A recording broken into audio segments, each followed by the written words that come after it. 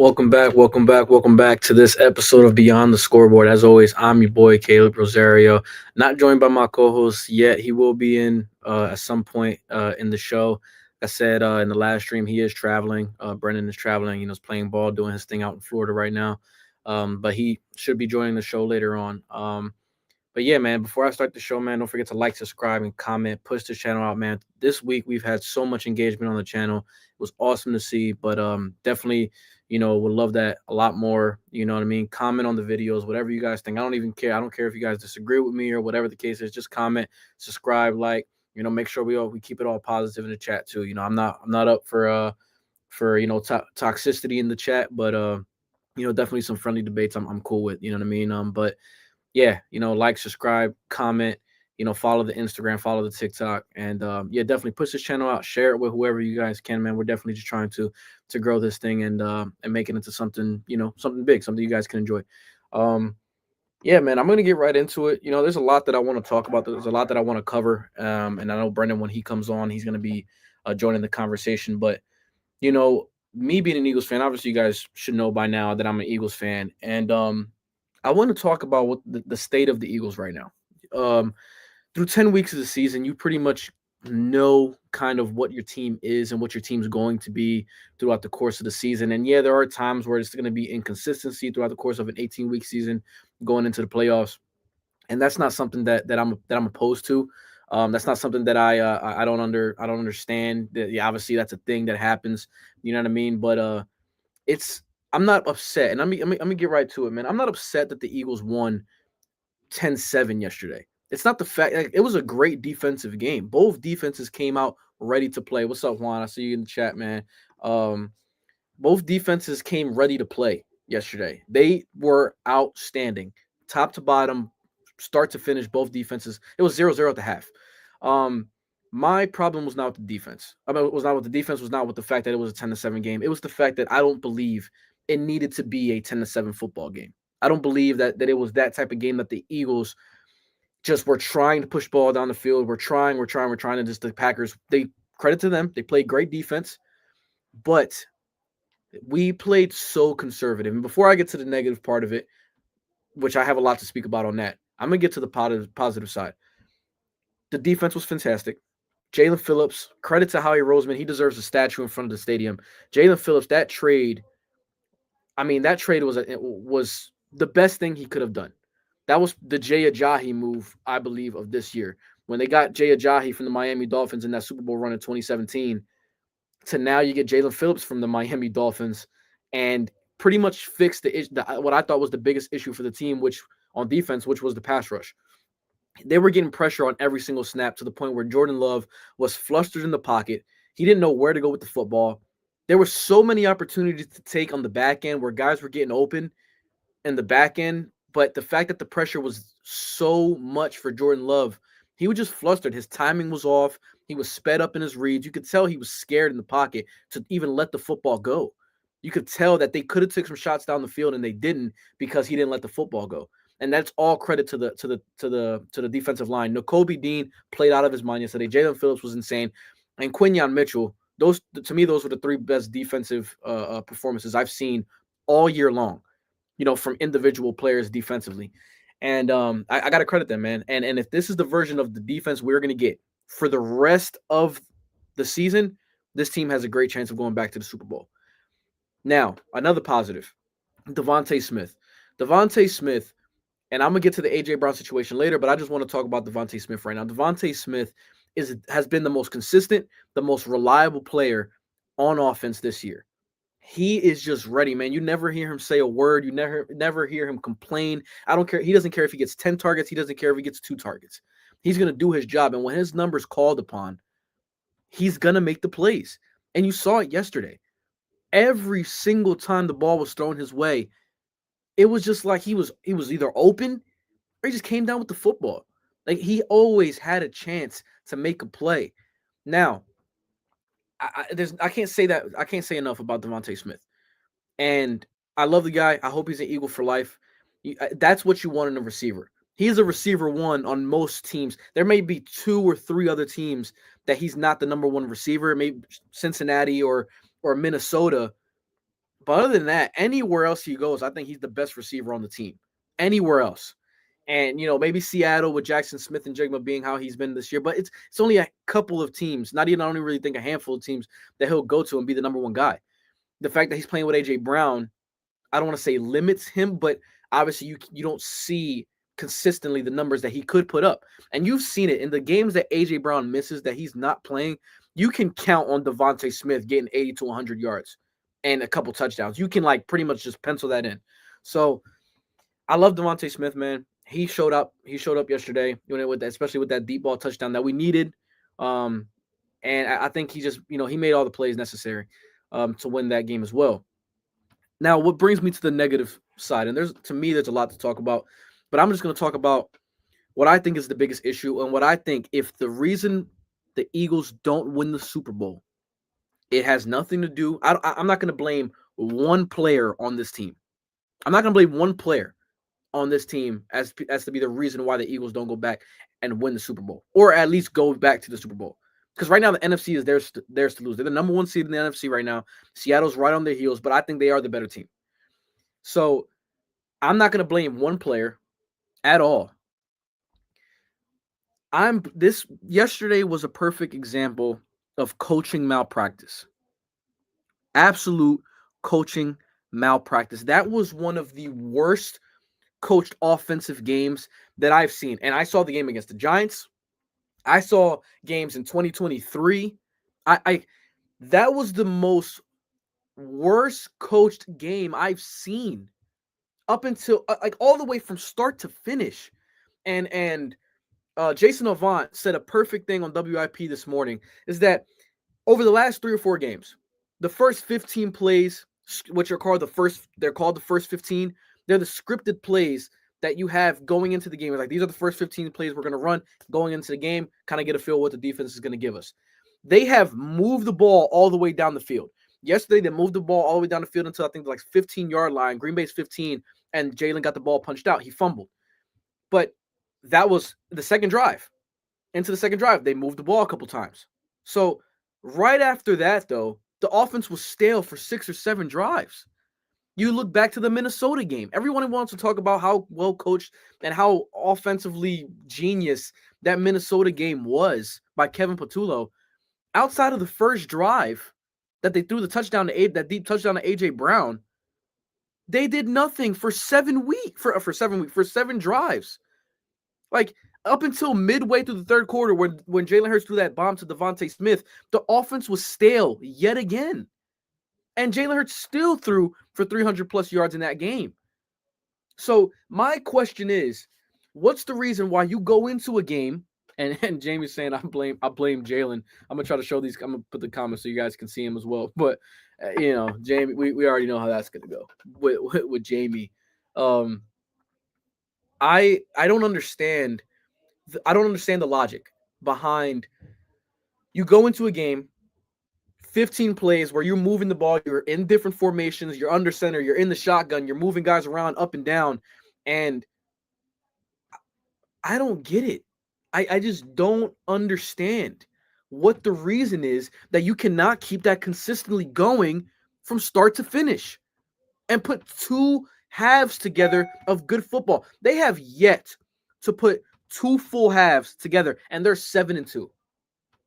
They're 7-2.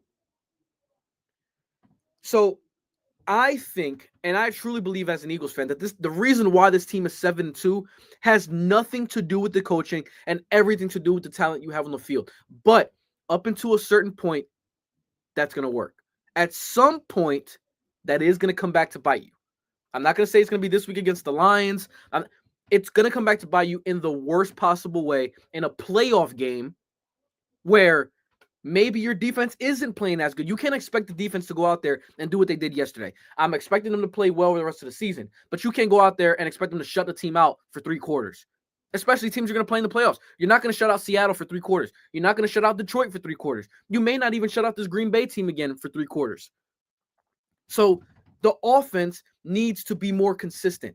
And the reason why I'm saying that is because if you take a look, and Troy Aikman was pointing it out on the broadcast yesterday, and there's been so many guys pointing it out, these ESPN analysts or whatever, so many guys have been saying the offensive concepts, I'm calling the plays out while looking on my TV.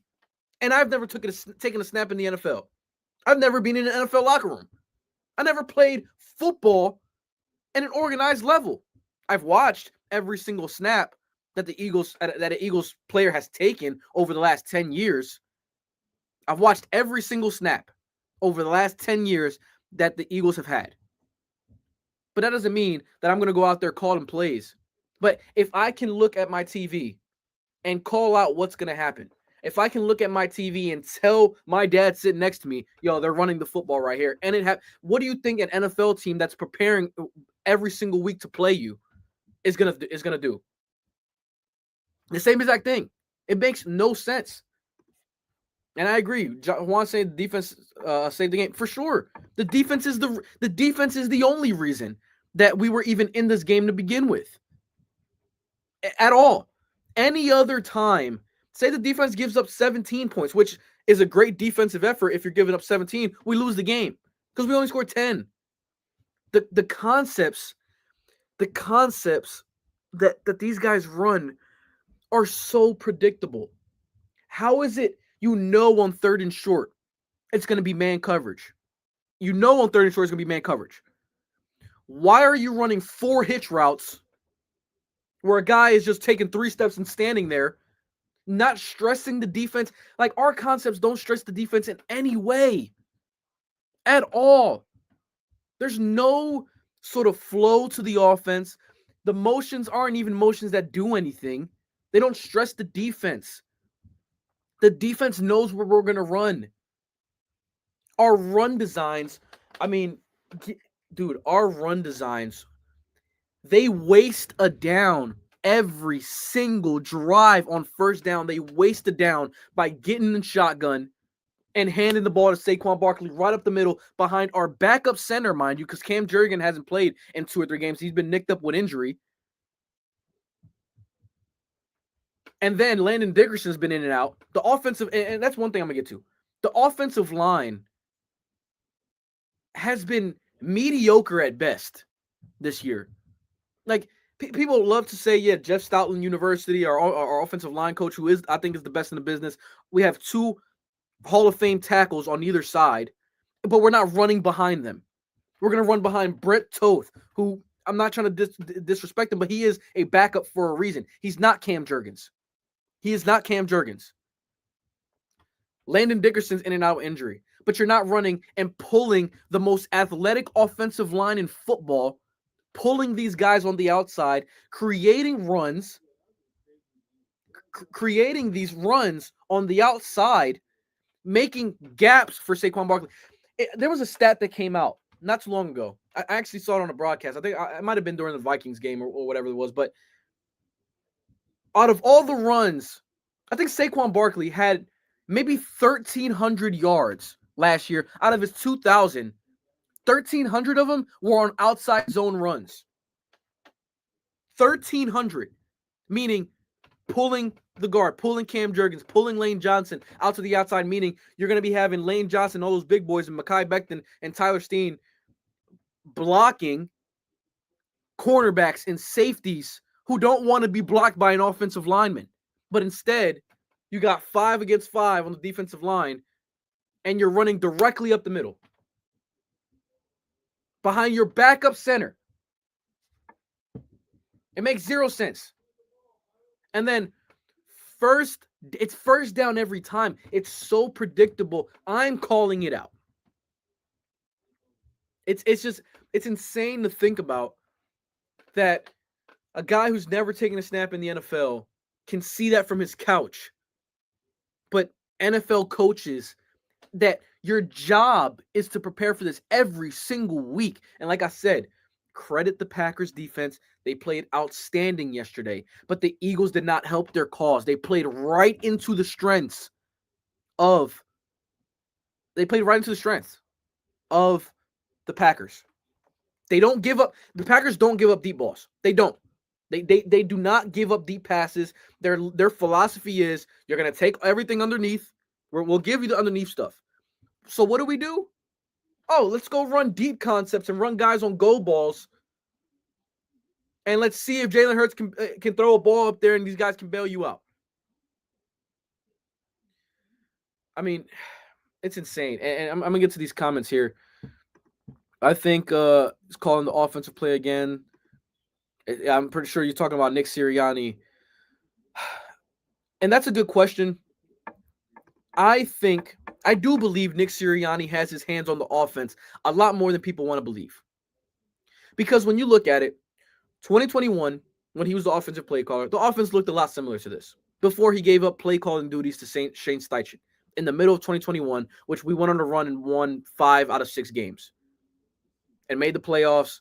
Jalen Hurts' first year as a starter. 2022, Shane Steichen is the offensive play caller the entire season. We get to the Super Bowl. Jalen Hurts has one of the best performances in any Super Bowl, and we fall short to the Kansas City Chiefs. 2023, Shane Steichen gets hired by the Indianapolis Colts. So what do? They hire Brian Johnson, who had some relationships with Jalen Hurts as a kid, but he knew him, whatever. One of his quarterbacks coach that was in the system for a little bit. They promote him.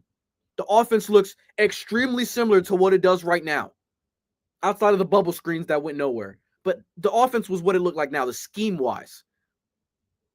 And we also had the 31st ranked defense that year in the NFL and finished 11-6. 2024, Kellen Moore, an experienced play caller with a different scheme, we win the Super Bowl. Now 2025, you promote a guy who was the passing game coordinator last year. Hard to believe that. If this is his scheme, hard to believe he was a pass game coordinator last year. And it looks like this again. I think what it truly is, Nick Sirianni does not trust these first-time play callers, so he gives them his scheme to work with and go out there and call the plays based off of Nick Sirianni's scheme, not Kevin Patullo. Now, I'm not saying Kevin Patullo also doesn't have a hand in this, but I've seen too much consistency with how the offense looks now, how it's looked in the past on the years that we have not been good offensively. It looks the same. They gave that play to Tank, and he went for 31 yards on 2nd and on 30. I agree. And it was an outside zone run. Yeah, it was 2nd and 30, so you're probably not going to pass the ball anyway. But the defense knew that. The Giants defense knew that, and he still went for 31 yards. So, yeah, it works. Which brings me to my next point, right? 2 times on 3rd and long, twice on 3rd and long, they put the ball in Jalen Hurts' hands to throw the ball on 3rd and long, converted both of those on 3rd and long. A 3rd and 12 to Devontae Smith at the end of the game. I think it was like a 3rd and 8 at some point, 3rd and 9 too. That was another one that he converted. Every other 3rd and long, 3rd and 11, 3rd and 12, 3rd and 10, you have A.J. Brown, Devontae Smith, Dallas Goedert, and you hand the ball off to Will Shipley, your 3rd string running back. You hand it off to Will Shipley. That is absolute loser coaching mentality. Loser. That is a loser coaching mentality. That is conservative ball. And again, yes, the Packers defense is good, but you're basically just giving in that they are good and you're not better than them. That's what you're saying. Our offense isn't better than their defense, so let me play it safe because our defense has been playing well. So let me hand it off to our third string running back and punt the ball. Towards the end of the half, you get the ball with 30 seconds left after a terrible turnover by Jordan Love. Overrated, by the way. We're going to get to that at some point today. Overrated. You get a terrible turnover with 30 seconds left and 3 timeouts. And what do? Nothing with the with the football. It's horrendous, man. It's absolutely horrendous. Like that was coaching malpractice yesterday. And then to get to the play that everybody's talking about that had me pulling my hair yesterday watching this. It's 4th and 8 at the end of the game with 30 seconds left. And you're at the Green Bay 36-yard line. You go for it instead of knowing your defense has played well all game long. Instead of punting the football and making them drive the length of the field to get a field goal, instead, you go for it on 4th and 8 and throw a low percentage completion pass in the NFL, a go route in double coverage. And when you look at the other routes, there's nothing going on. Now, people want to say that Jalen Hurts and A.J. Brown yesterday went rogue on that. They went rogue. Meaning Kevin Patullo or Nick Sirianni might have called something else, or maybe they were trying to get these guys to jump off sides and get a shorter 4th down, maybe, and they were just thinking about punting the ball. And Jalen Hurts changed the play with A.J. Brown and said, we're going to – I don't believe that. I don't believe that. I believe that Nick Sirianni wanted to show that he had some stones, and let's test it. Because if you look back to Cleveland Browns game last year, coming off of the bye week again, in that bye week 6 was that game against the Cleveland Browns last year. They weren't scoring that well. They came off the bye week slow that last year as well. If you guys don't remember that.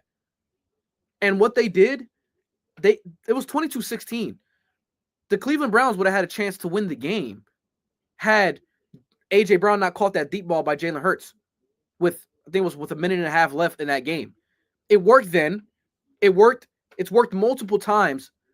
It worked against the Minnesota Vikings as well. It worked against the Minnesota Vikings where they put a double move against Isaiah Rodgers and threw a deep ball to ice the game. It's worked multiple times.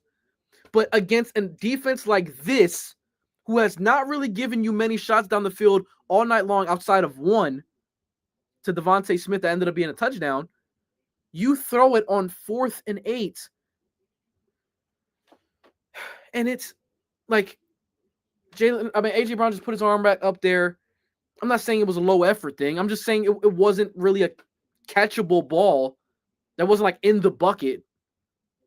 And it was in double coverage. So a low percentage play in a situation where every analytic is going to tell you to punt the ball, and you don't. And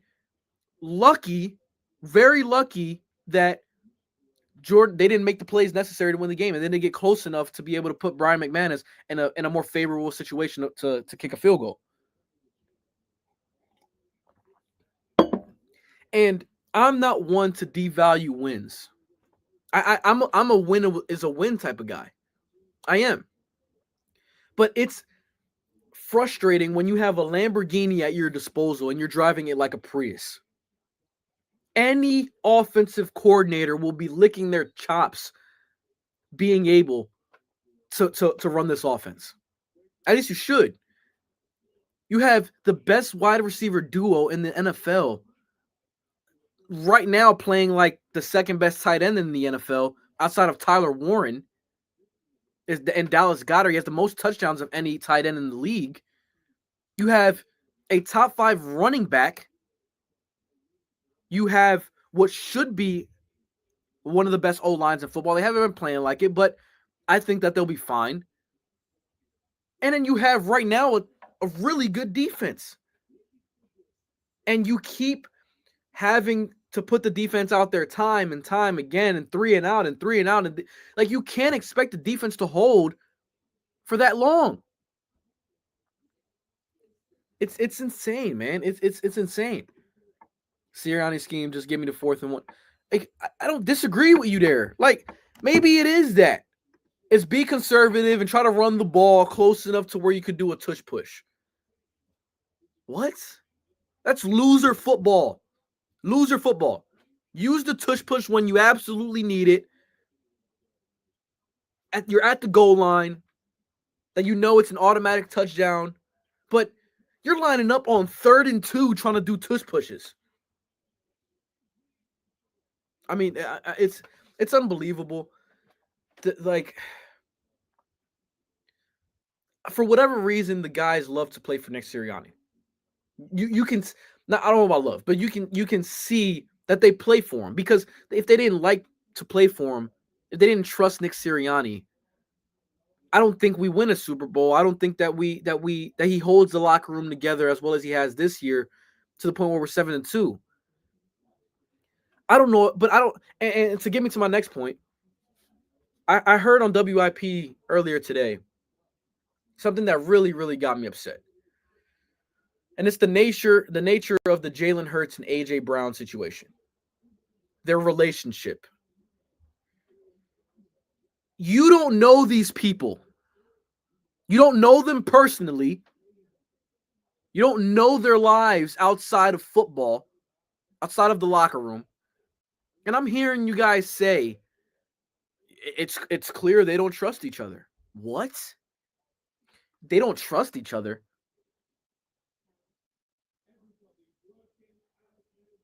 How do you don't trust each other when you just coming off a Super Bowl victory where he was the leading receiver in the NFC Championship and the Super Bowl? Or he's been an All-Pro, if not every single year he's been an Eagle, at least a Pro Bowler. He's broken the record for most receiving yards in a row for a receiver. They don't trust each other. You tell me they don't trust each other when on a 4th and 4 in the NFC Championship game, a gotta have it play, his one look is to AJ Brown, and he's trusting him to go out there and make a play against the Minnesota Vikings on a double move against Isaiah Rodgers. They don't trust each other. No. If you was to tell me AJ Brown and Jalen Hurts don't trust the scheme, I'm full on board with that, because I don't think they do. I don't think they trust the scheme. There's been many times. This is the most vocal I've seen Jalen Hurts on the sideline this year. He's constantly talking to Kevin Patullo. You didn't really see that with Kellen Moore last year. Didn't really see that with Shane Steichen. You didn't really see that with Shane Steichen, because they know what they're doing. And Jalen Hurts has been around long enough to know what to expect and what to do against certain defenses. And I'm not saying, and don't get me wrong, I'm not saying he played phenomenal yesterday. I think he played just an average game, whatever game. He made the throws in the 4th quarter to win the game to Devontae Smith, that third down pass to Devontae Smith as well, that flat to Saquon Barkley where he ran for 40 yards. Like, he made a couple nice throws. He wasn't phenomenal. He wasn't great by any means, but he made the throws necessary, which is what he does. If he knows that this particular game, they ain't going to give me any deep shots, I'm not going to put the ball in harm's way. And he didn't. So, dropped in at 7-2. Must be talking about the undominating. I mean, Jalen played slightly better than I agree. I think he didn't play extraordinarily better than Jordan Love. Jordan Love did have 36 pass attempts, 20 completions, and he still had less yards than Jalen Hurts did. So, I mean, I don't think either quarterback played extremely well. I just think Jalen Hurts made the plays and Jordan Love didn't. That's it. That's what it came down to. And that's what I can count on with Jalen Hurts. I know he's not going to put the ball in harm's way. And I know in a gotta have it, he's going to make the throws necessary to win the game. Which is what I value in a quarterback, which is what I value. I don't care if you go out there and throw for 350 yards and lose the game. I don't care if it's a pretty loss. I don't care if it's a pretty loss. It does not matter to me. Like, it's frustrating to know what this offense can be because we've seen it. We have seen it already. But instead, you have the offense that leads the league in punts. When you have A.J. Brown, Devontae Smith, Dallas Goedert, Saquon Barkley. Because your scheme is incomprehensibly bad. Which gets me to A.J. Brown. The route tree for A.J. Brown, I mean, how can you be successful when all you're running is 3 routes? It's a go route, it's a hitch route, or it's a slant route. And where have the slant routes been the last 2 weeks? I don't know. Well, the last 2 games that he's played, like, because he didn't play against the Giants. But where have they been? I don't know. So now you're taking away another part of his game, and you're just running go or hitch. There's no digs across the middle of the field. There's no deep cross, running away from the defensive man coverage.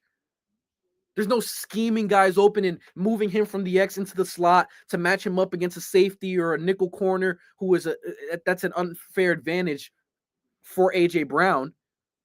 Instead of doing that, keep him out there. Let's run him on the same 2 routes, and they're going to bracket coverage him all game long. And yes, he is the reason as to why Devontae Smith got that touchdown. Because if you see, he run an inside cross, and the safety came down, Devontae Smith over the top. That's what happened. Like, that's because of the presence of A.J. Brown.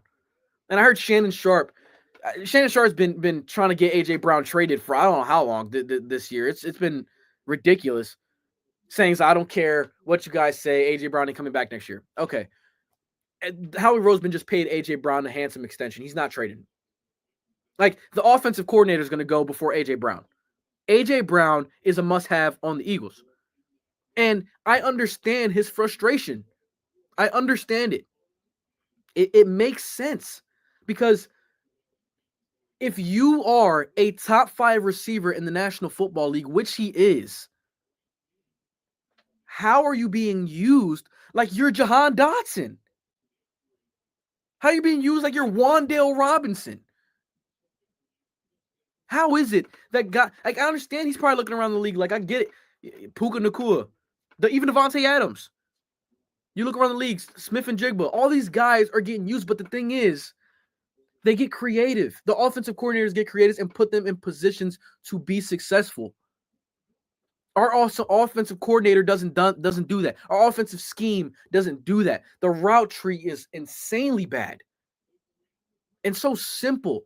Defenses know what you're doing before you snap the ball.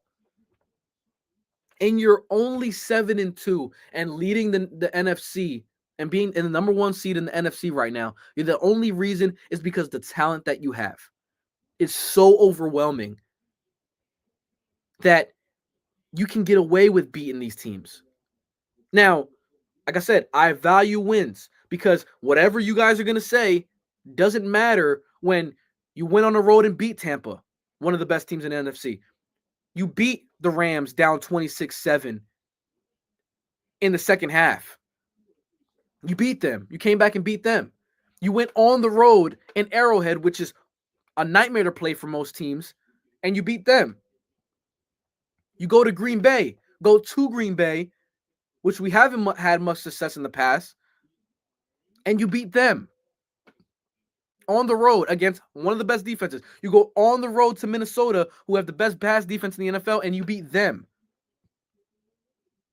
So I value these wins, and I fully believe that the offense is going to be better than it was today against the Detroit Lions. The Detroit Lions don't have the defense that the Green Bay Packers do. Now, can you play like this offensively next week and think you're going to win? Absolutely not. Do I expect defense to hold the Detroit Lions to 0 points through 3 quarters? Absolutely not. The Detroit Lions are going to put up points. I do think the Eagles are going to win the game, but you play like this, you're getting blown out next week. You're getting blown out next week because you cannot keep going 3 and out and expect your defense to hold a offense with Jahmyr Gibbs and David Montgomery and St. Brown and Jameson Williams and Sam Laporta and Jared Goff, who's playing well right now. You're not going to hold them to 3 points. So that's my frustration is that this offense, I just don't get it. I don't understand how you can be so vanilla. That's the best word to describe it, is vanilla, mediocre, with the players that you have. It doesn't make sense. It does not make sense. I've seen this offense in complex schemes with Shane Steichen.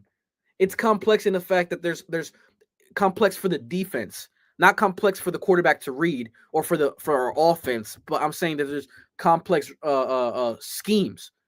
The route combinations are complex. It stresses the defense in multiple ways. That's why it makes it easier on the quarterback and the wide receivers to get open, because it's stressing the defense. Our offense does none of that. They're sitting back there having a cup of coffee while A.J. Brown's running a hitch route right in front of them on 3rd down. There's nowhere to go with the football. And they've said it time and time again. There is nowhere to go with the football. There were times yesterday, maybe 2 or 3 plays outside of the first drive where A.J. Brown had 2 catches. His only 2 catches of the game came on the first drive, by the way, and then didn't get another. I think got 1 target the rest of the game, or 2 targets the rest of the game. And outside of that, there was nothing. There was nothing. And it blows my mind. It's just it's insanely frustrating as a fan to every week you don't know what you're gonna get. You don't know what you're gonna get.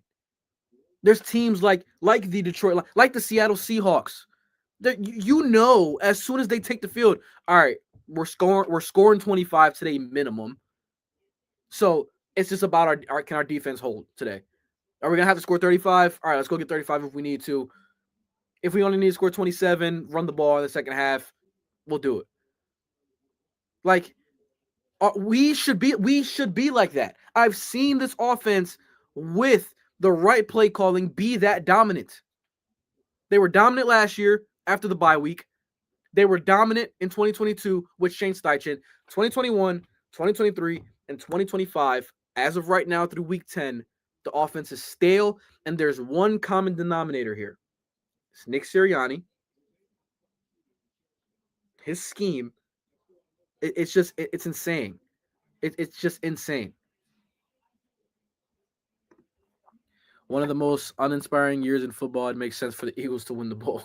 I mean, I don't have a doubt that we're gonna make a run. These people that are saying this is a one and done exit and whatever, I don't believe that. I don't believe that. I believe we're at least getting to the NFC Championship game again. Now, the matchup we get there is gonna be tough. Detroit, Seattle, maybe. Maybe Green Bay again. You never know. I don't see it, but you never know. Tampa, maybe. You just there's the rest of the teams are competing for. All right, who's going to be that team that's going to play the Eagles in the NFC Championship game? That's how I see it, and I know because they're favored to go to the Super Bowl again in the NFC. It's just, and the haters going to talk.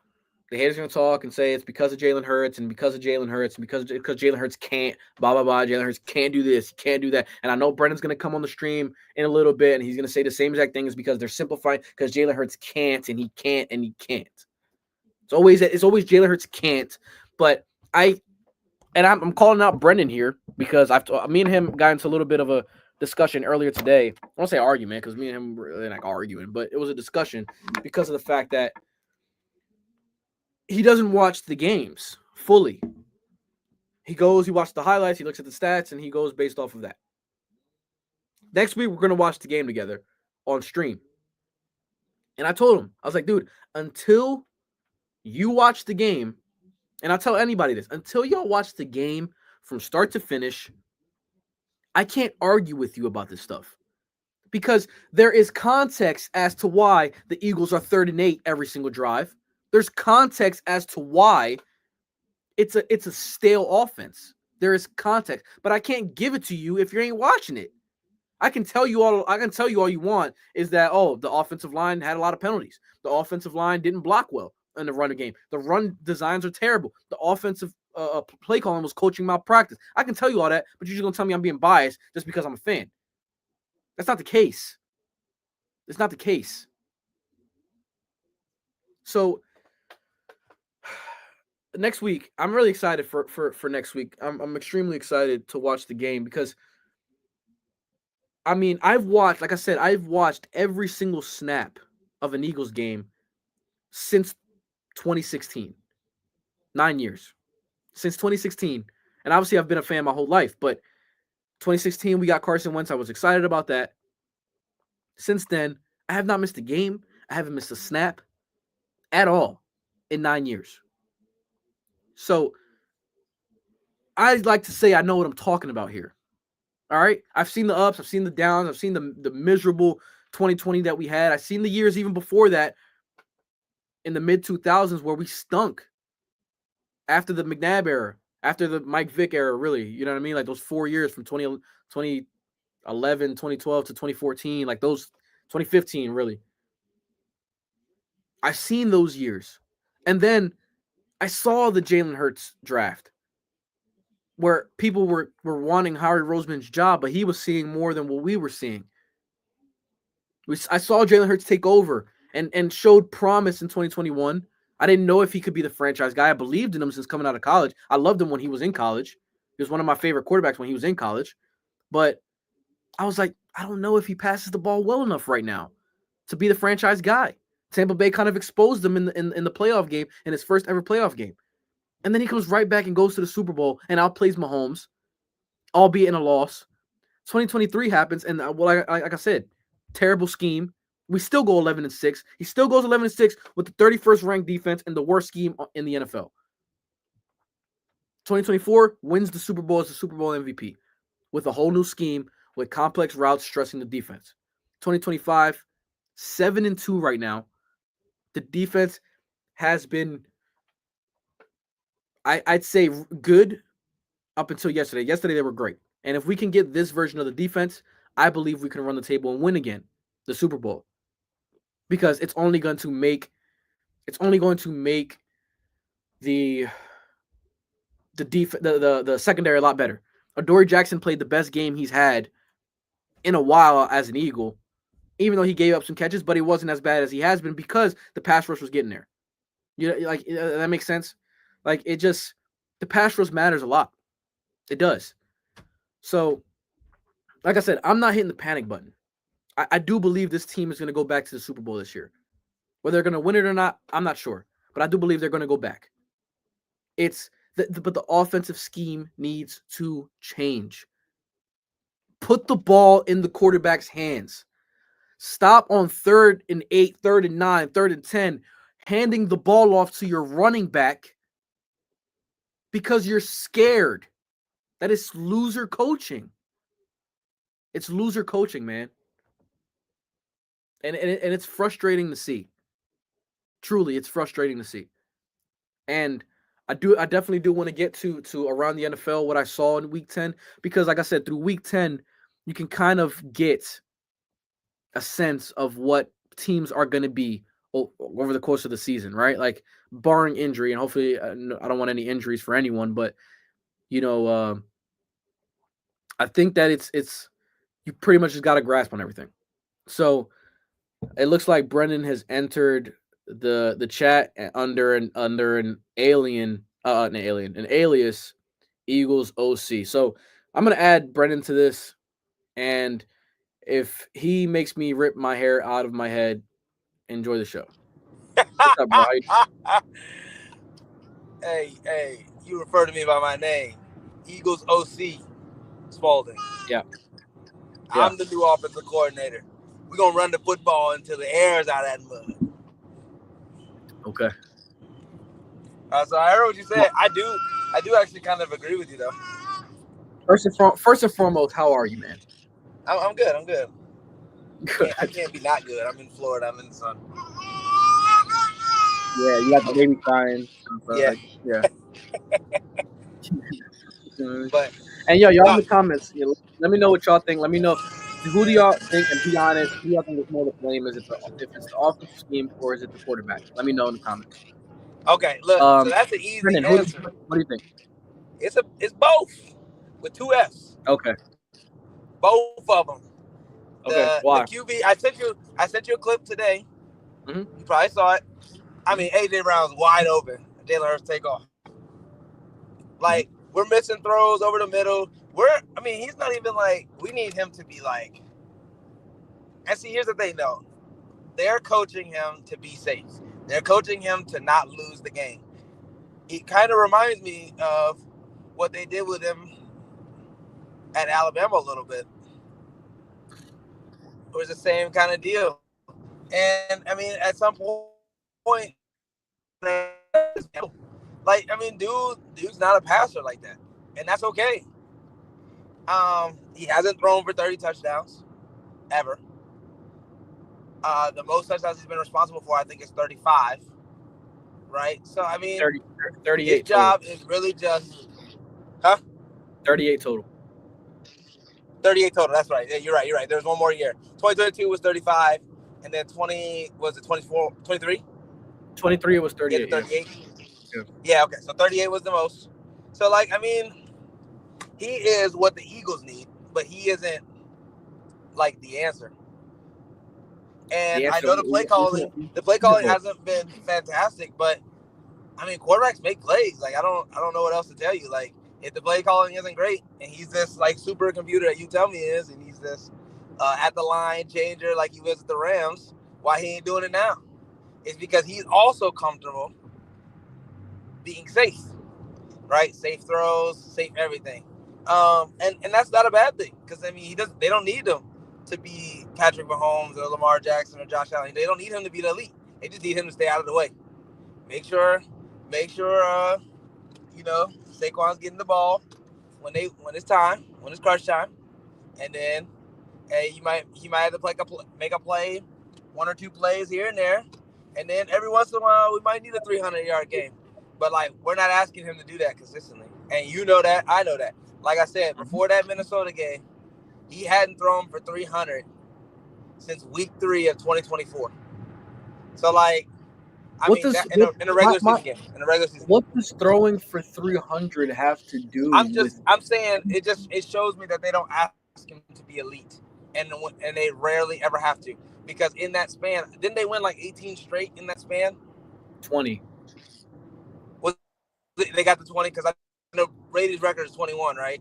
I think the one they won 20 out of 21 games, and the one game they lost was the game he got hurt in the first quarter against Washington last year. Right. So that's what I mean. Like, what I'm saying is they don't ask them to throw for 300, and 300 isn't the barometer to a good quarterback, but it shows me that they don't ask him to be elite, especially not with the football and throwing the ball in the air. That's all that means to me. I'm not saying that he's incapable. He's very capable of doing a lot of things, but he's never asked to, because they don't need him to. They need him to just be safe. You don't with the football. Don't turn it over. And that's it. I and I'm not disagreeing with you there by any means. I'm not saying that. I agree there. My issue is I feel like you hold it against him. Like, you're like, he is the reason why this offense isn't looking how it should, instead of it being the coaching handicapping him by doing that. But I mean, at the same time though, like, how do you make somebody, like, okay, if you didn't start for a team and you wanted to start for them, how do you do it? Well, you show them. So like, where's his initiative? You said he's not incapable. You say he's done it. He has done it. I get it, but keep doing it. Like, why stop? Like, you said this was you. You said against the Rams, he was changing the plays at the line, calling his own plays. Well, if that's what he wants to do, why won't he do that? But you don't think as an NFL quarterback, he doesn't go into the week in preparation, tell him like, yo, we need to do this and that. Like, honestly, and they don't. I think everything for him is scripted out. They're like, listen, we need you to do exactly this, and if you get on this play, look here, and if it's not there, do something else. Like, it's not like He's not like processing the field, like, because like I said, like he misses a lot of throws that he could make if he trusted that he can make the throws. But this has like always been his MO. This isn't like new for me. I've seen it from when he was in Alabama, because like you remember Tua was my favorite quarterback, and Right. in that national championship game, it all came to a head, and they were like, "Hey, bro, go ahead, relax, let the young dude take care of this." And he went in there and he won it. Like, I mean, and then when he was at Oklahoma, like they kind of let it fly a little bit, but again, it was the same kind of. He was second in Heisman to Trevor Yeah. Lawrence. Yeah, the same kind of deal though, where it was like like you said, he only had CeeDee Lamb. That was his only receiver in college. Only had CeeDee Lamb. Yeah, but he he's didn't have also look at the scores of those Big 12 games. Like, no, I know. That's just the way the Big 12 played out. Yeah, right. But you can't have it both ways, and then say now that he's in the league, it's like, oh, it's because he has all these claims. It's because of this. It's because, instead of just being like, dude, you see the evidence that's given to you. Yes, he's not asked to throw for 300 yards, but I feel that is coaching malpractice, not asking him to put the ball in his hand, not asking him to put the ball in his hands. That's what I'm trying to get at. But why? Okay, well, why would you though? If I see this every day at practice, why you're giving me what they're not doing, but why are they not doing it is what I think you should be asking yourself. Because they're senile. If I see this guy every practice, I see him in training camp, I see him from last year's film, like, why am I not doing it then? Exactly. You saw him win a Super Bowl last year. Saw him go to the Super Bowl in 2022. I don't know if he won it. I don't know if he won it or more that the Brandon, they were sending. How often are you going to get to send for and get pressure like that on Mahomes? Like, that was if there was a way to give the entire defense the Super Bowl MVP, they would have done it. But it was just because he was the quarterback of the team that he got that. He was not the factor in the winning of the. He was not the factor in them winning the game. The game was out of hand from the beginning. Come on, man. Come on. We can't do that, dude. Come on. But you know, those one game playoff games they're very quarterback friendly awards, like stuff like that, because they're going to be at the helm of an offense. You score a lot of points, the quarterback's going to get all the credit. You know what I mean? It's not going to be like they're not going to be like fair and whatever to those kind of awards. Is that not true? Like, am I tripping? You think if Nick Foles was the quarterback of that team, they lose that Super Bowl? Stop with the hypotheticals and look at what it is. Well, this is kind of a real one, because Nick Foles actually did win a Super Bowl. So, like, it's not like he's never done it before. That's why I'm asking Nick Foles. You think Joe Flacco could have handled that game? But the other team's quarterback could barely throw the ball. Jalen Hurts ran for 80 yards in the game. Nick Foles ain't running for 80 yards in the game. He extended third downs with his legs. Like, Nick Foles ain't doing that. If Steve Spagnuolo knows that if I have a statue at quarterback, so I'm just going to send the house and blitz, it's going to be more effective. It's going to be more effective. You're good to go. That's what I'm saying. Like, you can't say it's the defense's reason that they won the Super Bowl, and then when I tell you that the defense with the 49ers played extremely well against the Chiefs the year before, and Brock Purdy was the reason they lost because he didn't make the plays. You can't have it both ways. Whoa! I agree with that. Brock Purdy was not very good in that Super Bowl.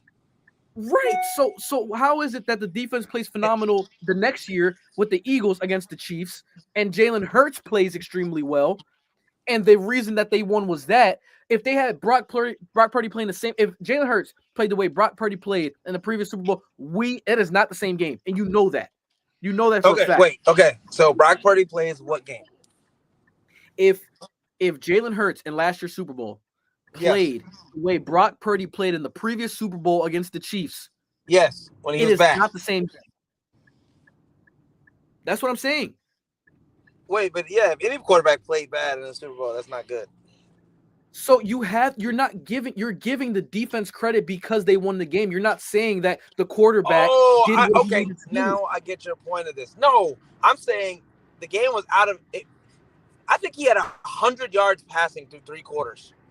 Like, that's what I'm trying to tell you. Like, it wasn't like he was going because we had short fields as well. Because the defense because was getting okay. Actually, you gotta do something honestly, with the football. You couldn't pay a quarterback to mess that game up with how many short fields and all that stuff you guys were getting. So that's what I'm trying to tell you. Like, it wasn't. If there was a way to give the defense as an entirety the MVP, they would have done that over giving. But they had to give it to an individual player, and it usually is going to go to your quarterback. And they had 40 points. So, yeah, you're going to get it. But that defense, they were rushing 4 and driving back 8 and just confusing Patrick Mahomes. That was the first time. This comment is ridiculous. We all know that was all garbage time yards in the fourth quarter. We know this. So. What did he say? He said Mahomes had more total yards. We ain't doing that. The game was 40-6. Like I'm not even entertaining that conversation. And you see what I'm saying? Like, who could? Why'd you tell me it was open? It was open. Are you gonna agree with that now? Are you gonna say, look at that? Mahomes had more total yards. Go. Get up.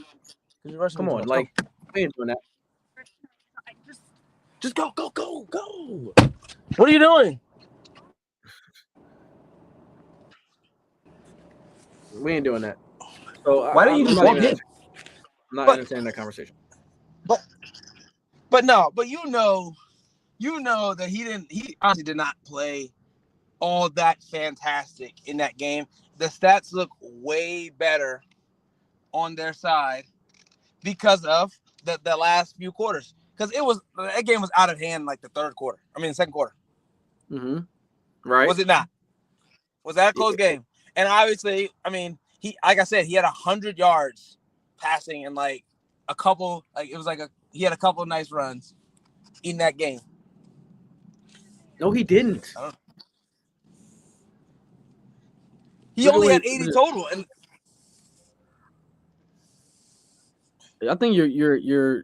But okay. Let's think about this. What's more impressive?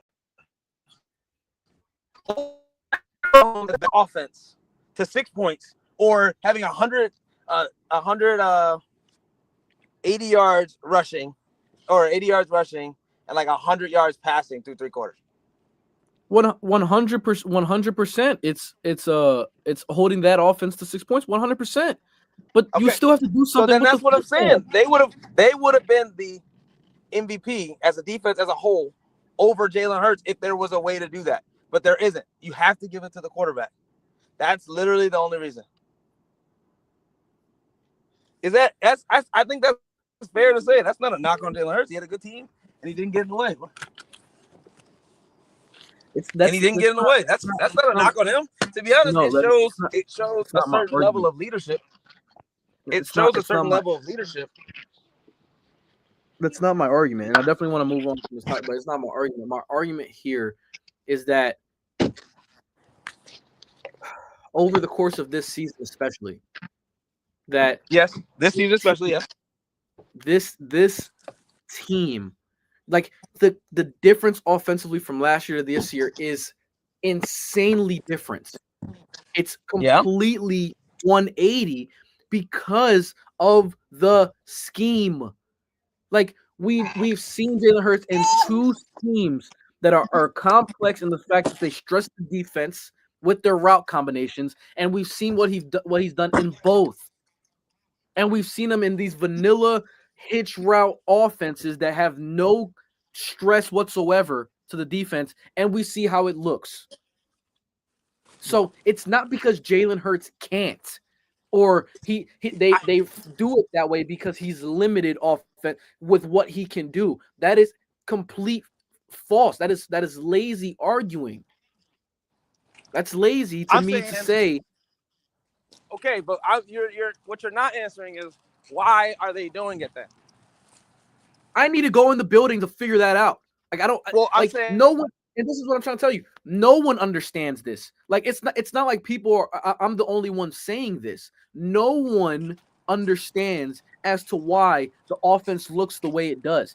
That's why everybody's so frustrated over here as far as Phillies fans go, and Philly media, and even ESPN analysts are like, "What is going on?" Because we've seen what this offense has done under a different scheme. We've seen it.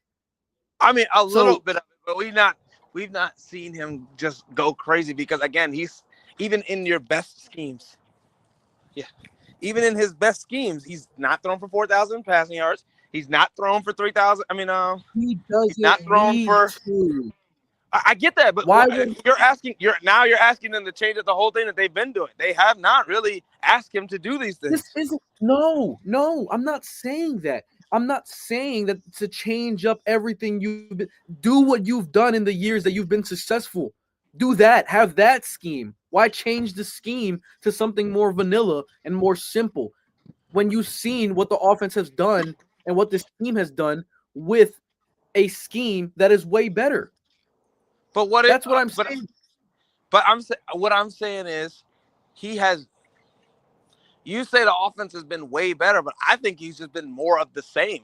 To me, you've never really seen Jalen Hurts go 250 for consistent stretches. Like you've never seen that. You also never seen this offense lead the league in punts and 3 and outs, bro. Come on, you've never seen that as well. Well, I get that part, but that's also, I mean, we've also never seen them not be able to run like this. And when the best part of your team is not able to be utilized, maybe it's exposing the second part of your team.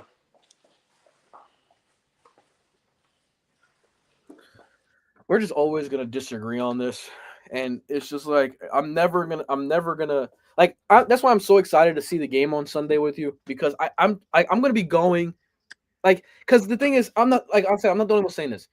They, like, people that actually played the game in the NFL for years have said this scheme, there's more than likely nowhere to go with the football most of the time.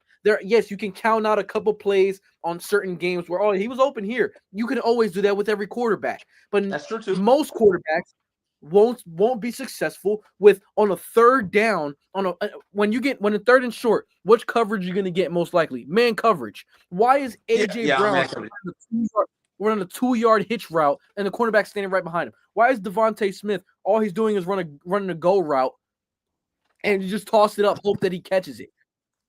What's like? There's nowhere to go with football. Most of the drive, and you saw, like I said, I don't know if you heard it, but I called you out earlier, and I was like, I can't. It's hard to argue because you watching the highlights and you're seeing them be 3rd and 8, 3rd and 9, but I'm trying to explain to you why it's 3rd and 8, 3rd and 9, 3rd and 10, 3rd and 11, constantly every single drive. And it's exactly what I'm saying. The run schemes, you're running behind your center, your backup center, mind you, not Cam Jurgens. You're running behind your backup center out of shotgun every single time, to the point where Saquon Barkley's you're wasting a down. So now it's 2nd and 9, and it's an obvious pass down. Am I wrong? 2nd and 9 is an obvious pass down, more than likely.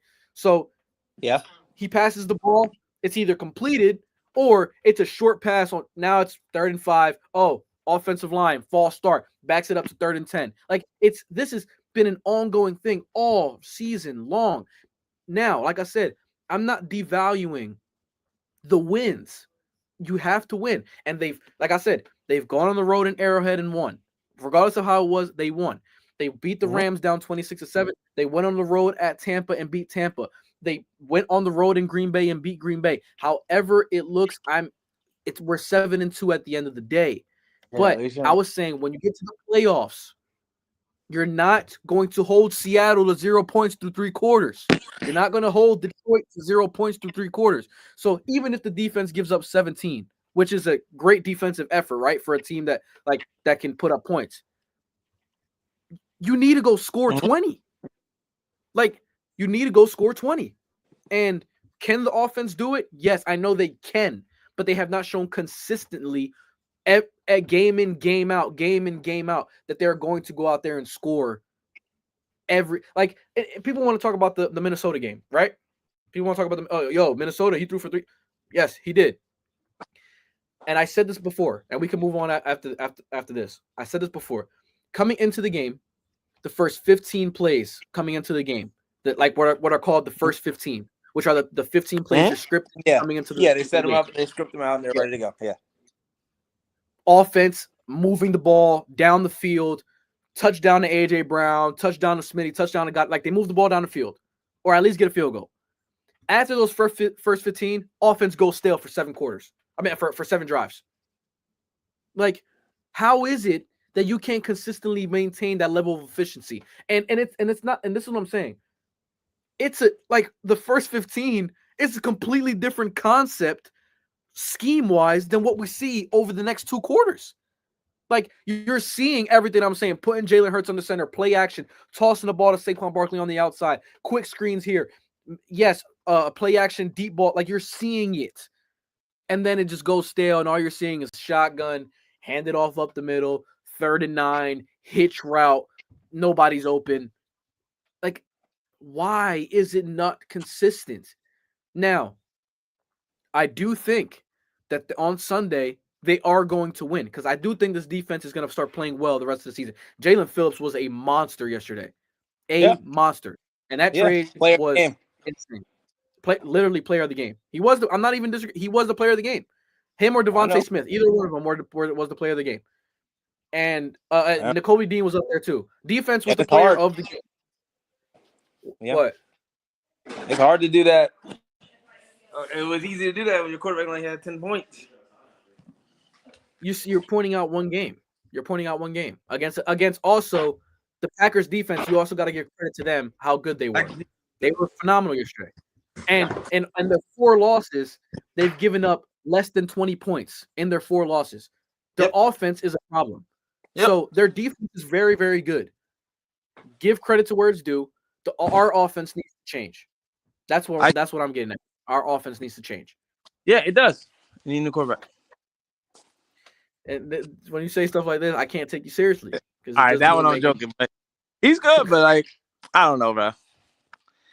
I don't know. I feel like you overestimate what he's capable of.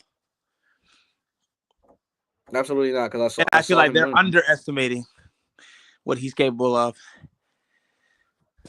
And the truth is somewhere in between, where you're saying, like, he's not gonna air it out, throw for 4,000. He's not doing that. He's also not gonna throw for 2,500, but maybe like 3,600.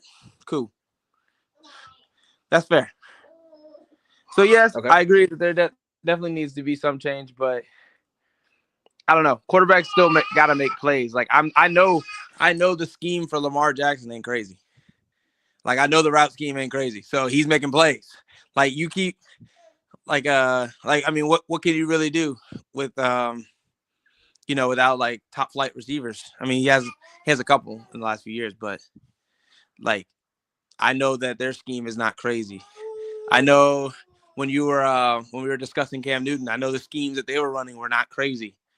Quarterbacks make plays, and he's not making plays. And now you're kind of seeing, like, it's too vanilla. You're right about that.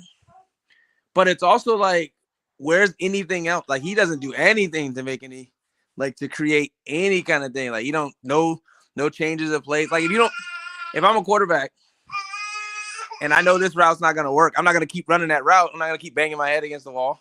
So why is he not changing the plays? Like, why is he getting no blame for the play calling when he has all the capabilities to do it? How do you know what they're telling him? That's what I'm asking you. Like, why is he not getting any blame? Why you said against the Rams that he started calling the plays and he was doing fine. So I'm saying that's what it's gonna take. I'm saying that's what I think happened. I'm saying that's what I don't even know. No, so how are we gonna know that? How are we gonna know that? The scheme looked completely different. You gave him credit for something you don't even know if he did. Yes, because the scheme looked completely different than what it did for the prior 3 quarters. Yes, and what it has looked different all year long. Yes. So hold on. So giving him credit. I'm not sure he did, but I can. It's a safe bet to assume that he was out there. They were putting the ball. They was like, "Yo, you go do you," because it ain't working.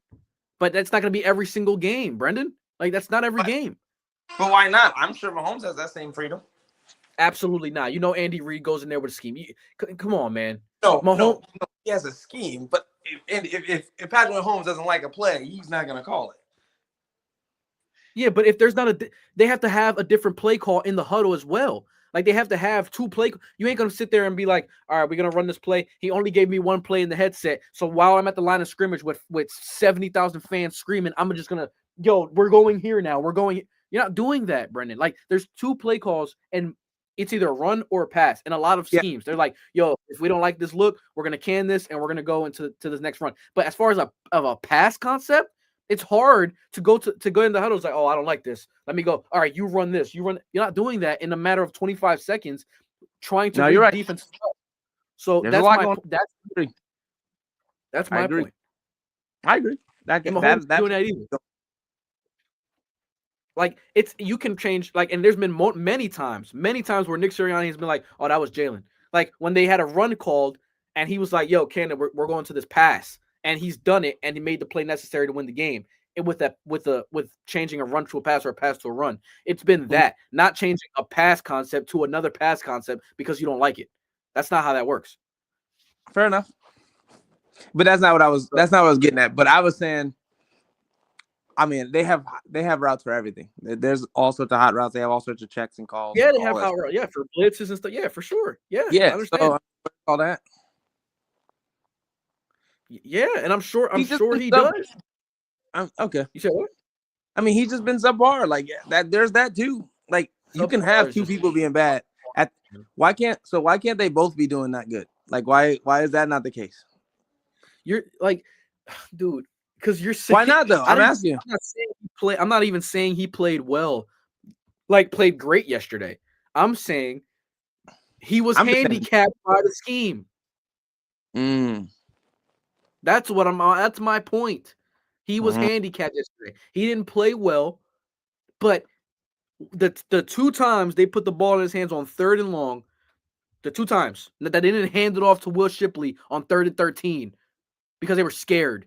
They put the ball in his hands. He throws a deep ball to Devontae for a touchdown. That was on 2nd down, but on 3rd and long twice. 2 deep passes to Devontae Smith. Complete. Hey, great catches.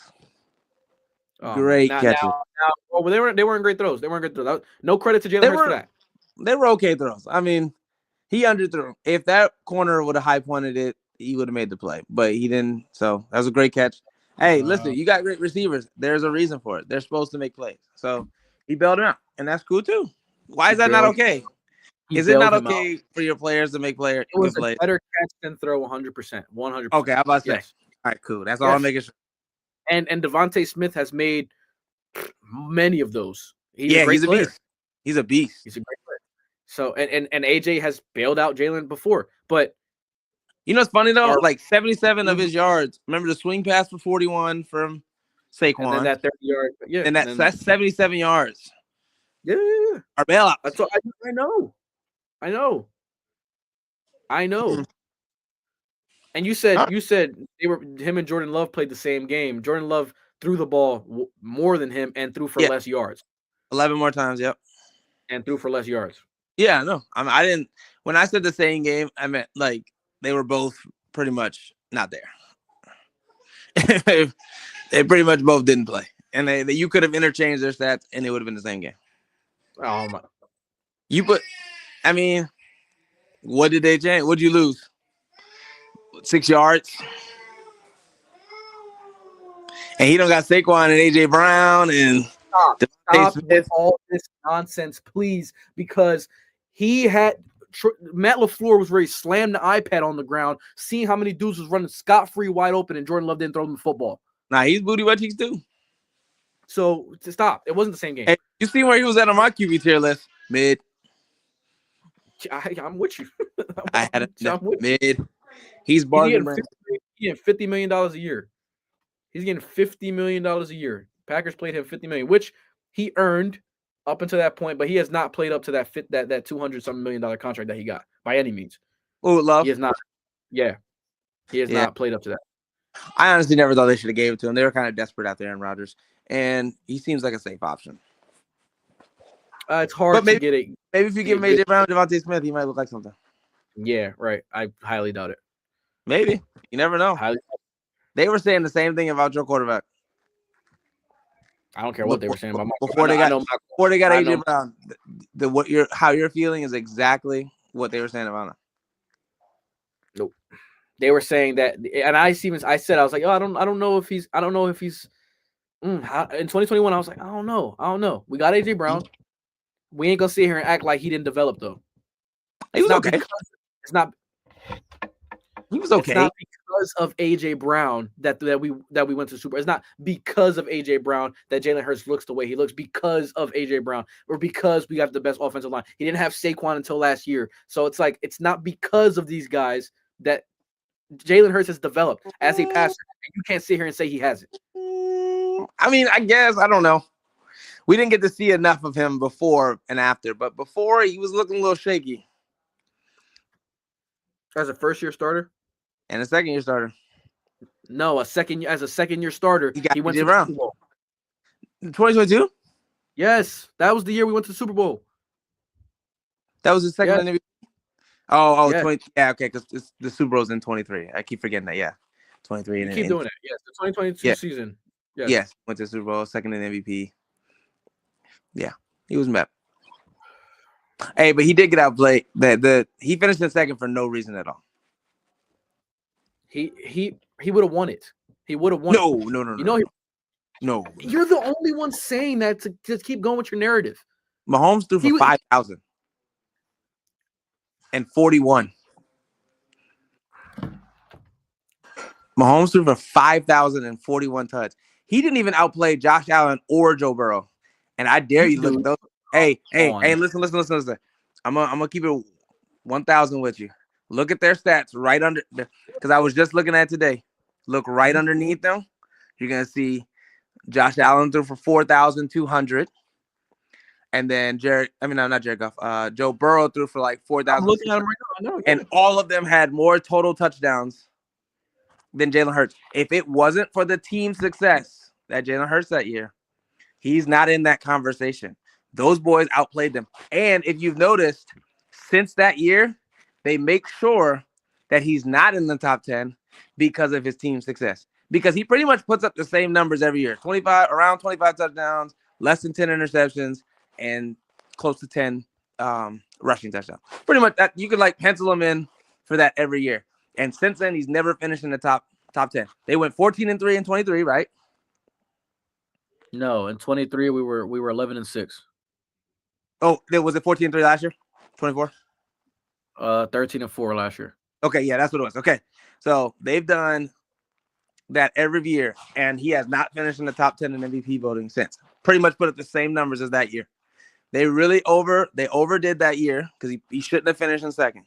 If it wasn't for the team success, there was two quarterbacks that outpaid them. And did you look at the list? Yeah. And you saw that both of them had more yards, touchdowns, total touchdowns. Like that's including all those rushing touchdowns, all those yards. They had all that. Josh Allen actually even outrushed Jalen Hurts because he had 760 yards on like 124 attempts, whereas Jalen Hurts had 724 on like 165. So he outrushed him, he outpassed him, he outscored him. I don't even know how he got to second place. And if you're being unbiased, you would be like, yeah, you're probably right. But you're gonna be like, no, because okay, so he outplayed him at the quarterback position. Quarterback is most valuable player. It's not most valuable team. It's not most valuable player to team. It's most valuable player. He was better than him in every way that year. Jalen Hurts had more rushing touchdowns, but he was better than him in every way. Even Joe Burrow didn't rush for any touch. I think he might have 5. Did he have 5? How many rushing touchdowns the other year? 3, 4. Right? It was 3 or 4, yeah. Okay, and he only had 200 yards rushing, but he had 4,600 yards passing and 30 40 times a game, 45 times a game. Because he's a beast. He's a beast. Oh my god! What do you want him to do? You want him to throw it less? We don't. Not every team has the luxury to be like, oh yeah, we're gonna get a stop. Bro, he has. We got to run it.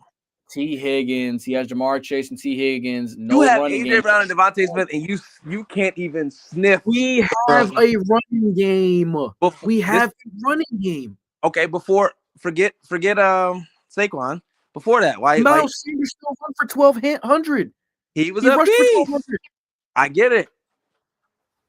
How is he going to throw for 4,000 when we have a 1,200-yard rusher and then a 2,000-yard rusher? and he's also going to run for 600. Hey, listen. How's he going to throw for 4,000? That is a luxury that Jalen Hurts has. He has that luxury. You don't have to, because you've been in very, very fortunate situations. This is what I'm trying to tell you. They've never asked him to be elite, so he's never shown you elite. That's what I'm trying to tell you. You see elite spurts, but you don't see elite, and it's because the team is very, very good. You're making my point for me. You don't even need a top 5 running back to run for 1,200. Miles Sanders is not a top 5 running back, 1,200. You see what I'm saying? Like, you don't even need it's like the DeMarco Murray year, when he went crazy, and people were like, "Oh, this is it." Huh? He's stuck with us, so he ain't run crazy with us. No. The year with Dallas. Remember, I'm saying it was like the 1 year with Dallas. That's what I'm saying. Yeah. The line was just so good, you didn't even need it. Like, it's the same thing that Jalen's going through. It's like the team is so good that you really just can't mess up. So that's what I'm saying. You don't see elite because there's not a requirement to be elite. But he is very good. I'm not saying he's trash. That's why I hate when he's not trash. He's just not elite, and that's okay. He's good for what you need. He's perfect for what you need. Get out of my way. Stay out of the way. Make some throws. Get out of the way. That's disrespectful. Saying get out of the way is crazy. That's disrespectful. But think about it. That's what the offense is. No, is the offense not that? No, it isn't, bro. Okay, so when do they put the ball in his hands and say, go win it? Bro, I'm not even. What do they do that? They do that 4 times a year, and you say that's every week. That's not every week. He does it 4 times a year. And I don't care about I'm not even going to discuss the playoffs, because I get it. The playoffs are important, but when you're talking about a quarterback, I can either look at a 3-game sample size, or I can look at a 17-game sample size. I'm going to take the bigger sample size. He does play some pretty good playoff games. I'm not gonna lie. But when you look at him over the course of a year, they don't ask him to do much. They tell him, make sure you do not lose this game, which you're seeing the play calling now. They're showing you it in live and TV every week. Make sure you don't get in the way. We're gonna make these plays real, real simple. You throw right here. If you don't see nothing, you can run. If not, 3rd down. We'll punt it, because we got a good enough players, and y'all 7-2 with it. Look at that. Your quarterback don't even got to. He's not playing elite. He's played 1 elite game, maybe 2 if you want to give him the one game, the Giants game. He's played 2 elite games all year, and they're 7-2. He just played really bad yesterday. He didn't play really bad yesterday. He played average yesterday. But I would say below average. He played below average yesterday. If Aaron Rodgers comes in and gives me 10, we lose by 30. So, like, that's below average. He played below average. Any quarterback that you get 10. Matter of fact, I looked it up today. The Eagles are 0-6 when they score 14 or fewer points. So, yes, he played horrible, because typically that shows that you lose. And I looked up another thing. When Mahomes' defense gives up 14 or less, they're 34-0. So, when you score 14 or less points, you play bad, because you should lose like 90% of the time. So yes, that is a bad game. You can't deny that. Do you know what the thing looked like? Punt, fumble,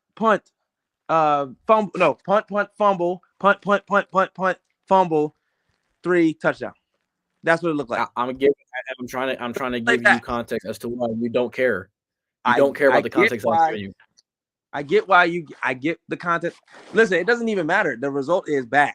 It doesn't matter what the context is. It's still a bad game. Like, you can still have a bad scheme. You can have anything and still play bad. And he played bad.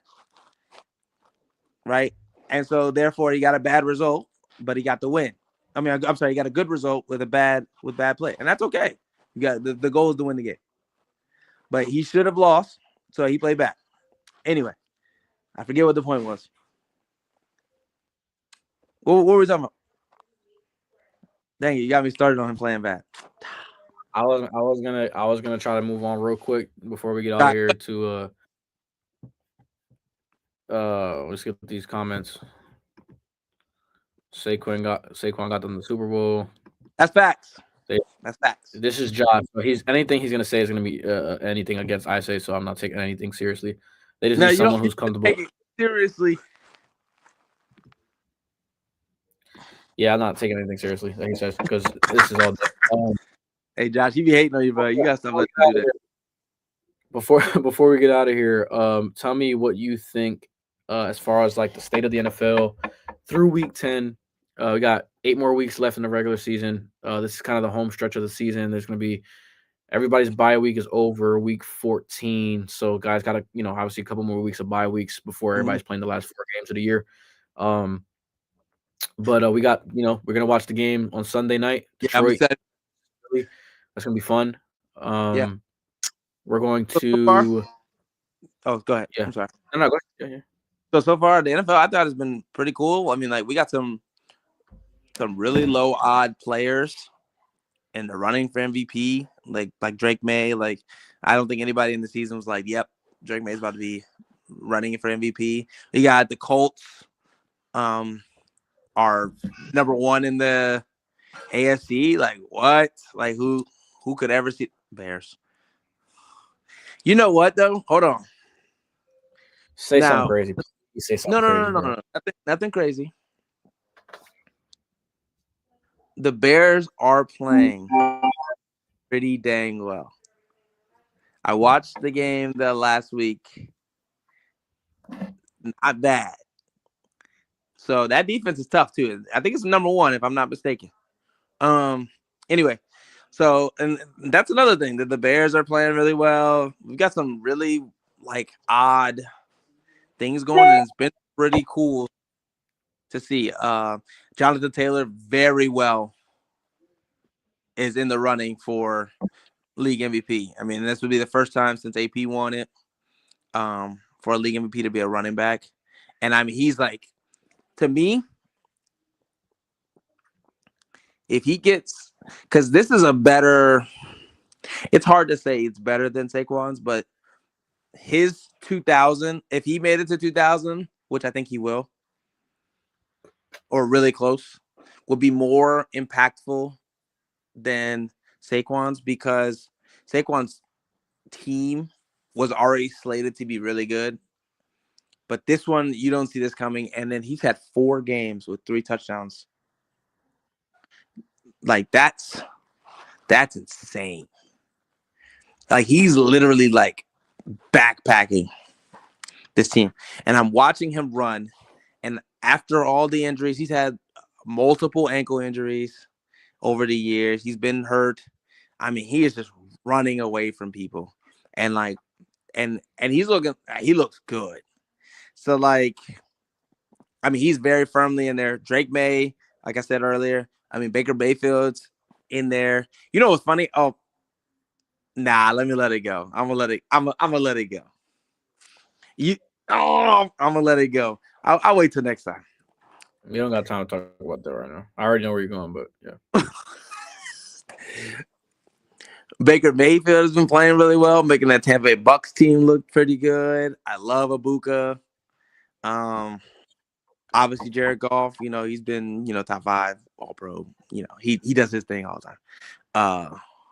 Top 10 in MVP voting for the last 2 years. It's cool though. I mean, not good though. He's not good. Anyway, Matt Stafford. He's been on his stuff. I think he leads the league in QBR, if I'm not mistaken. No? Yes? Sure. Is he first or second? Not sure. No, I don't have the stats. Mahomes doing his thing. Josh Allen had a stinker last week. Mahomes was doing his thing. Josh Allen has had multiple stinkers. So he had a stinker last week. I give you that for sure. Everybody is better than Jalen Hurts, so it's time to play Jalen Hurts and be better than Jalen Hurts. That's all I'm saying. No, that's not true at all. That is 100%. That's not true at all. Yes, it is. That's not true at all. They can't beat the Eagles. They can beat Jalen Hurts. They can't beat the Eagles. Okay. So, but no, I mean, I think the NFL it's been very fun to watch.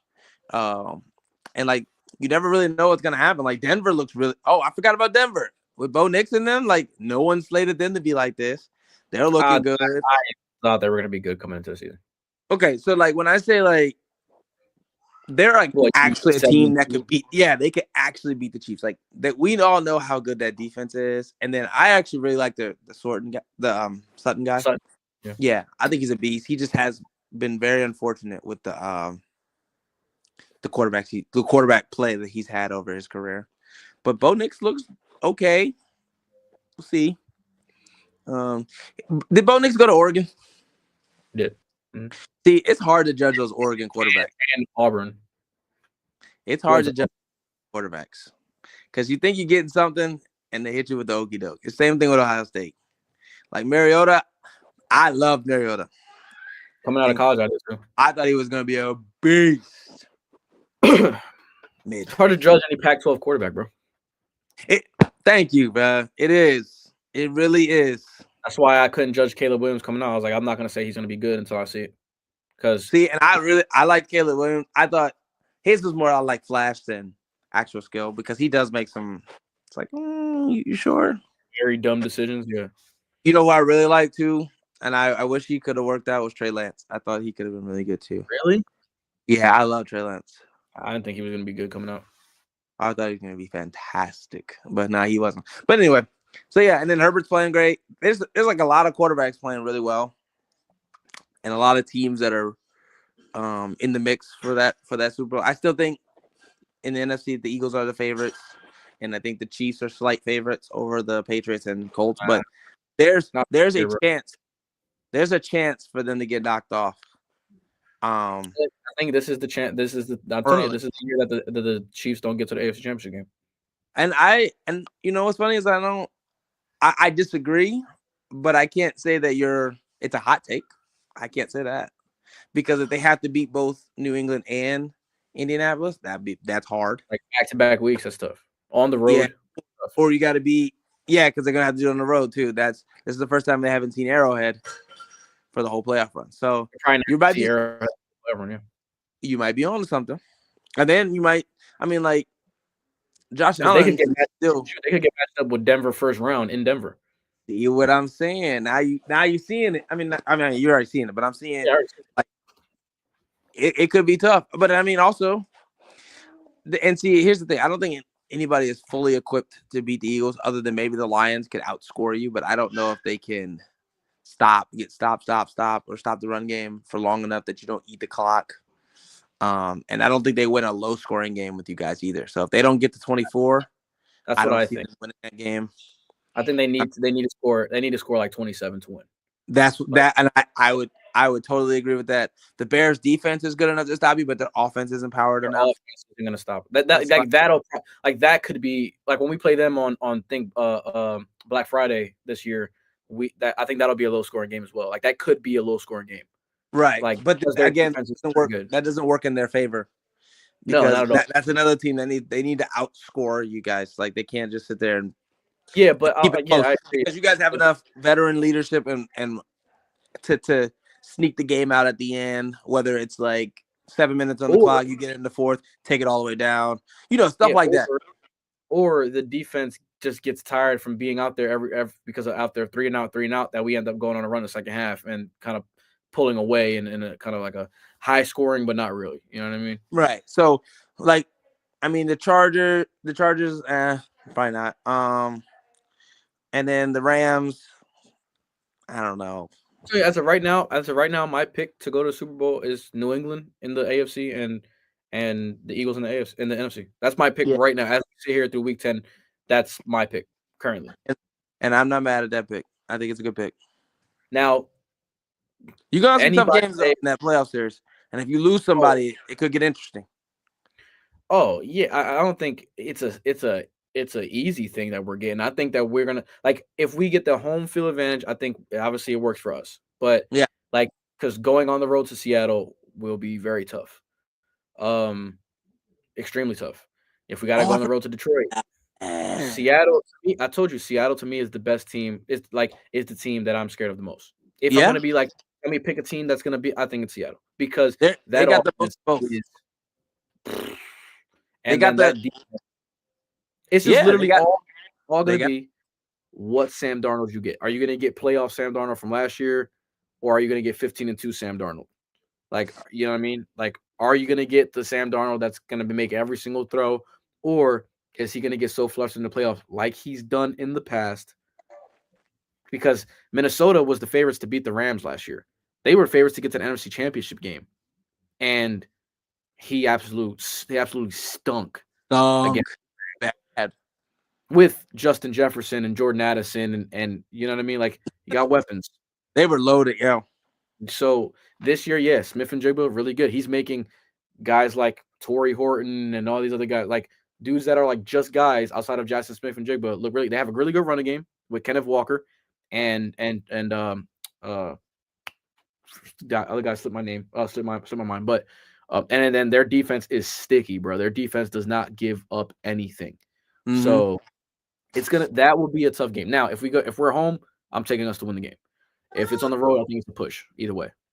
So, because I think but it's Nah, you're right though. Seattle could do it. It's funny because I was really high on Sam Darnold. Yeah, you know what's funny? I think UFC is my favorite college team. Yeah, and it started with Reggie Bush and them, with Reggie Bush and Matt Leinart. Yeah. But like, I've been very high on their quarterbacks for the last few years, actually, to be honest with you. Caleb Williams, and I really like Sam Darnold when he was playing. So maybe, yeah. See, USC's got some decent quarterbacks. They last way longer. I don't trust them. But yeah. But hold on, and then the Bears, they'll be decent. I mean, obviously, they're like the long shot. They're like the Commanders of this year. Bears got to get in though. That's the thing. I mean, they're 5-3, right? 6-3. Are they 6-3? Yeah, but I'm saying, like, you still got Green Bay and Minnesota and Detroit in your division. Like, I don't know if 4 teams are coming out of that division. Could. I think you guys only getting one, because you're only getting one. And the AFC West is getting 3. Like, I think San Francisco, Rams, and Seattle are going. So, like, I don't think 4 teams are going to the thing in the NFC North. I think they can take out the Vikings. They could, yes. I agree. I agree with you there. I think the Vikings or the 49ers. I don't think the 49ers are that like, I don't think they're like, they lost Fred Warner for the season. Mac Jones, if he's your starter for the remainder of the year, I don't really trust it. But bargain brand Brock Purdy. And that's saying something, because Brock Purdy is bargain brand. All right. So you got a bargain for a bargain. But yeah, man, we could definitely wrap up there. But we're definitely gonna try to get on maybe one more time. I'm definitely gonna clip this up and get it out either tonight or tomorrow, like the videos itself and some shorts. Yo, like I said, man, in the beginning, y'all went crazy. The engagement was crazy this week with comments, with the comments on the TikTok, the likes, everything, the views, like everything's been crazy this week. So it's like, thank you guys for commenting. Thank you guys. Y'all don't know how much hitting that like button means. Hit that like button. Subscribe if you haven't already. Share this to whoever it is that you guys want to, whatever, anybody likes sports, whatever. Comment. Make sure all the comments are calm. I like some friendly debate, but don't be out here taking personal shots at people. All right, because I you know what I'm saying? That's a little crazy. But they're gonna bring out Petty Spalding in a minute. Petty Spalding, right? But hey, Brendan, where can they find you, bro?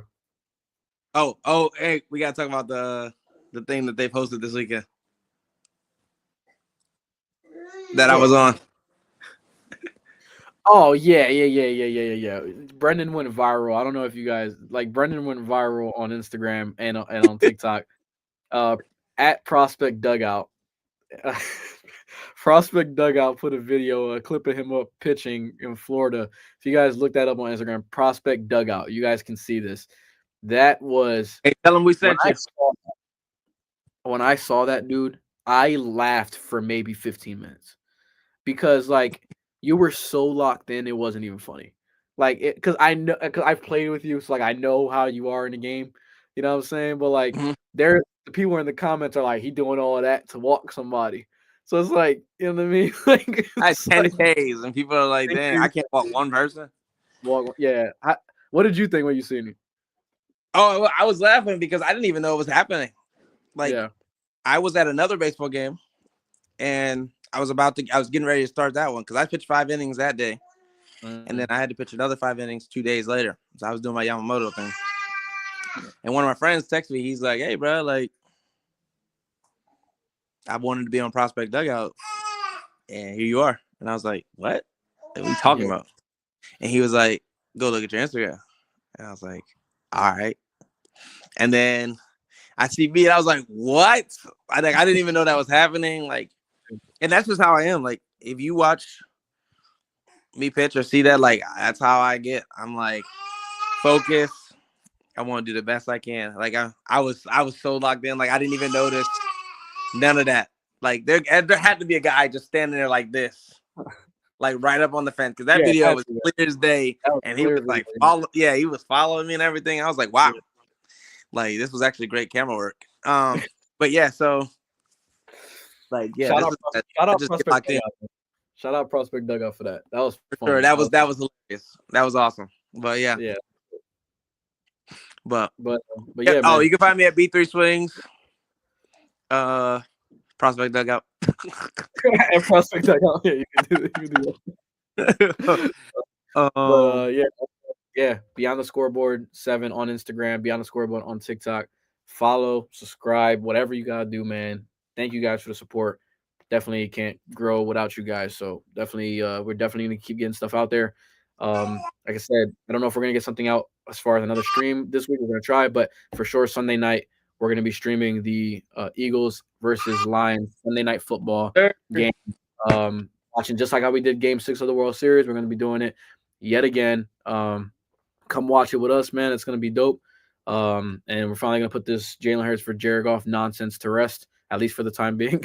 So yeah. Hold on, wait a minute. Come on. Right. I've been meaning to tell you that is not what we're watching this game for. Because to be honest, it's not about. It doesn't matter what happens between the two teams. Because winning and losing is a team accomplishment. I'm talking about who's gonna play better.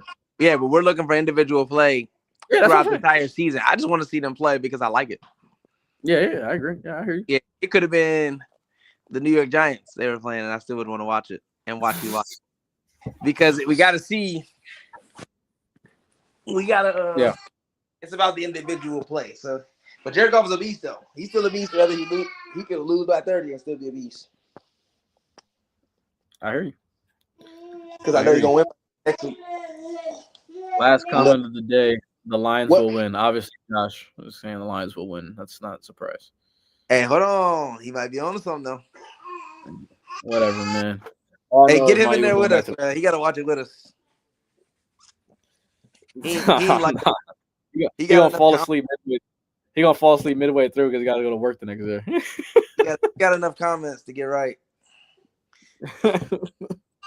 Yeah, get 10 likes on our TikTok and our own. Yeah, we'll get you on there. But yeah, no, I'm down. What time is that game at, by the way? 8:20. 8:20. Okay. All right. Hopefully I don't have one. But I'll be let me know. All right. Yes, sir. All right, man. Have a good one. Thank y'all for tuning in. Yes, sir. Peace.